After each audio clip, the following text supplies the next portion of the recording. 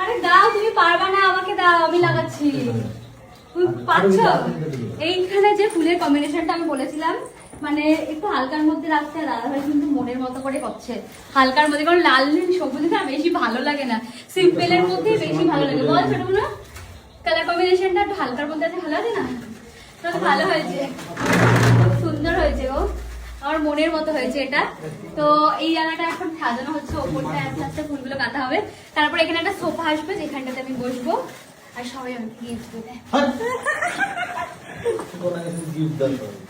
বড় মাসের আমার জন্য একটা সুন্দর গিফট কিনেছে।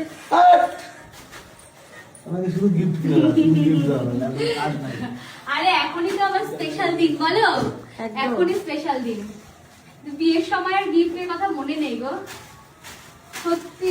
এখন একটা বিয়ে করলে ভালো হতো ব্লু, বড় করে অ্যানিভার্সারি করবো। এই বছর তো করার কথা ছিল আমার, তো মানে হয়ে উঠলো না কোনোভাবে একটা কারণে, মানে এই কারণের জন্যই হয়ে উঠলো না। তখন মানে একদমই আর কি মনটা খারাপ হয়ে গেছিল, আমার সব কনফার্ম হয়ে গেছিল, তারপর আবার ক্যান্সেল করতে হয়েছে। তো এখন আরো বেশি হ্যাপি যে এই অনুষ্ঠানটা হচ্ছে একটু বড় করে। তো তোমাদের কেমন লাগছে জানিও।